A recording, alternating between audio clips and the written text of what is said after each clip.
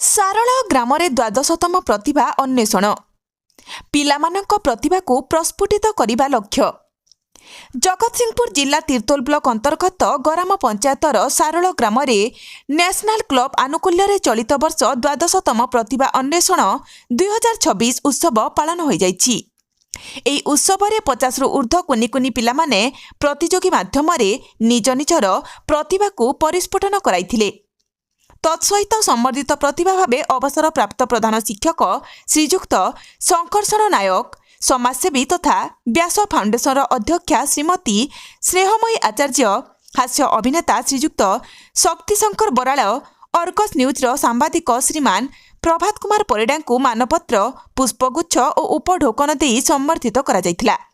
ଏହି ଉତ୍ସବରେ ମୁଖ୍ୟ ଅତିଥି ଭାବେ ଭାଜପାର ଜଗତସିଂହପୁର ଜିଲ୍ଲା ସଭାପତି ଶ୍ରୀଯୁକ୍ତ ପ୍ରତାପ କୁମାର ମିଶ୍ର, ମୁଖ୍ୟ ବକ୍ତା ଭାବେ ବ୍ୟାସ ଫାଉଣ୍ଡେସନର ଅଧ୍ୟକ୍ଷା ଶ୍ରୀମତୀ ସ୍ନେହମୟୀ ଆଚାର୍ଯ୍ୟ, ସମ୍ମାନୀୟ ଅତିଥି ଭାବେ ସାମ୍ବାଦିକ ତଥା ପରିଚାଳକ ଧରିତ୍ରୀ ଖବରକାଗଜ କଟକର ପ୍ରଦୀପ୍ତ କୁମାର ରଥ, ଜିଲ୍ଲା ପରିଷଦ ସଭ୍ୟ ତଥା ନ୍ୟାସନାଲ କ୍ଲବର ଉପଦେଷ୍ଟା ଶ୍ରୀଯୁକ୍ତ ଗଙ୍ଗାଧର ବିଶ୍ୱାଳ, ସରପଞ୍ଚ ଶ୍ରୀଯୁକ୍ତ ପ୍ରଦ୍ୟୁମ୍ନ କିଶୋର ଚଇନି, ସମିତି ସଭ୍ୟ ଶ୍ରୀଯୁକ୍ତ ଉମେଶ ଚନ୍ଦ୍ର ବାରିକ ଓ ହାସ୍ୟ ଅଭିନେତା ଶ୍ରୀଯୁକ୍ତ ଶକ୍ତି ଶଙ୍କର ବରାଳ ଯୋଗଦେଇ ନିଜ ନିଜର ବକ୍ତବ୍ୟ ରଖିଥିଲେ। ନ୍ୟାସନାଲ କ୍ଲବର ଉପଦେଷ୍ଟା ତଥା ଅଧ୍ୟାପକ ଡକ୍ଟର ଅଭୟ କୁମାର ମହାରଣା ସଭାରେ ସଭାପତିତ୍ୱ କରିଥିବା ବେଳେ କ୍ଲବର ପୂର୍ବତନ ସଭାପତି ଶ୍ରୀଯୁକ୍ତ ପ୍ରୀତିରଞ୍ଜନ ଖୁଣ୍ଟିଆ ଅତିଥି ପରିଚୟ ପ୍ରଦାନ କରିଥିଲେ। ସମ୍ପାଦକ ଶ୍ରୀମାନ ବିଶ୍ୱଜିତ ବିଶ୍ୱାଳ ସମ୍ପାଦକୀୟ ବିବରଣୀ ପାଠ କରିଥିଲେ ଓ ସକ୍ରିୟ ସଦସ୍ୟ ଶ୍ରୀମାନ ଦେବାଶିଷ ସାହୁ ଧନ୍ୟବାଦ ଅର୍ପଣ କରିଥିଲେ। ଏହି ଉତ୍ସବଟିକୁ କ୍ଲବର ନୂତନ ସଭାପତି ଶ୍ରୀମାନ ତୁଷାରକାନ୍ତ ବିଶ୍ୱାଳଙ୍କ ନେତୃତ୍ୱରେ କରାଯାଇଥିଲା।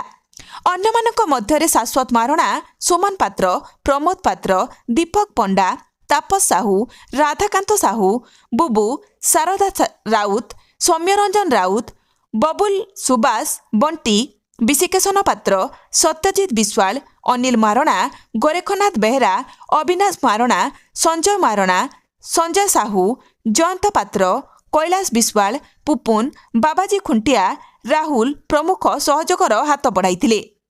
ସଭା ପରିଶେଷରେ ସମସ୍ତ କୁନି କୁନି ପ୍ରତିଯୋଗୀମାନଙ୍କୁ ବରେଣ୍ୟ ଅତିଥିମାନଙ୍କ ଦ୍ୱାରା ସାର୍ଟିଫିକେଟ୍ ସହିତ ସିଲ୍ ପ୍ରଦାନ କରାଯାଇ ପୁରସ୍କୃତ କରାଯାଇଥିଲା।